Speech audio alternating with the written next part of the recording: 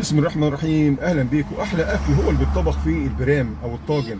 كلنا متفقين على الكلام ده، علشان ما بيتفاعلش مع الاكل، وعشان بيحافظ على فوائد الاكل، وعلشان بيحتفظ بجزء كبير من الحراره مده اطول. علشان كده قلت اقول لكم على الفيديو السريع ده كده، علشان نعرف البرام امتى يكون صحي وامتى يكون غير صحي. مبدئيا كلنا عارفين ان الاواني الفخاريه مصنوعه من الطين، واحسن طين او احسن طمي يصنع منه الاواني الفخاريه هو الطمي الاسواني. ليه؟ ولما نيجي الاواني الفخاريه اللي بنصح بيها هنا هي الاواني الغير لامعه او غير مطليه من الداخل او من الخارج. ليه؟ لان ماده الطلاء اللي بتديله اللمعه دي اسمها الجليز، والجليز دي مصنعه يعني فيها جزء كبير من المعادن الثقيله، والمعادن الثقيله دي منها اكسيد الرصاص، واكسيد الرصاص بيؤثر على المدى المتوسط والبعيد على من يتناول في هذا البرام مده كبيره، يأثر عليه، ممكن يصيبه بالفشل الكلوي او السرطان اعاذكم الله، او يؤثر على الجهاز العصبي والجهاز التنفسي. وللاسف معظم الموجود في السوق موجود البرامات اللامعه دي. طب لما نيجي نشتري برامات، ايه الشروط اللي ممكن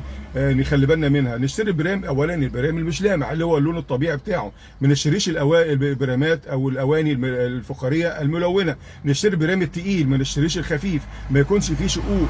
وطبيعي لما نحط ايدينا فيه من جوه كده يطلع تراب، اللي هو تراب الطين ده شيء طبيعي ما نقلقش منه. طب اشترينا البرام خلاص، هل نجيبه بقى ونغسله ونطبخ فيه على طول؟ لا طبعا. في معامله اللي كل الناس عارفينها، الناس الكبيره عارفينها والستات الكبار عارفينها اكتر مني، ان احنا بنحضر طبق ونحط فيه زيت ونحط عليه عسل اسود، ولو عندنا زبادي ممكن نحط عليه، وندهن البرام ده كويس قوي من بره ومن جوه لغايه ما تشبع، ونسيبه على جنب كده لغايه ما يجف، وبعدين ندهنه تاني وتالت ورابع لغايه ما يجف. بعد كده ندخله نسخن الفرن على نار هاديه، على نار متوسطه، ونسيبه لمده ساعتين. بعد كده نطلعه يبرد، بعد كده ندهنه تاني وندخله وندهنه وندخله اكتر من مره، وما نقلقش من اللون، حتى لو لون اسود ما نقلقش منه.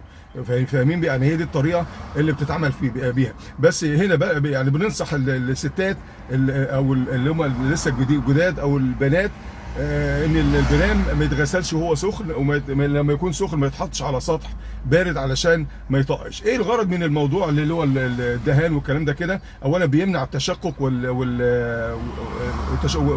بتاع البرام نفسه ما يتشققش او ما يتشرخش، ويزيدوا متانه، وفي نفس الوقت بيمنع او يزيد المسام ويزيل اي طعم غريب ناتج من الطين. يبقى كده قلنا معلومات سريعه عن الاواني الفخاريه وخصوصا البرام. بس كده الفيديو انتهى، والسلام عليكم ورحمه الله وبركاته. ما تنسوش تدعوا لي وتصلوا على النبي صلى الله عليه وسلم في تعليق، ولو حسيتوا ان الفيديو ده ممكن يفيد غيركم شيروه لاصحابكم. والسلام عليكم ورحمه الله.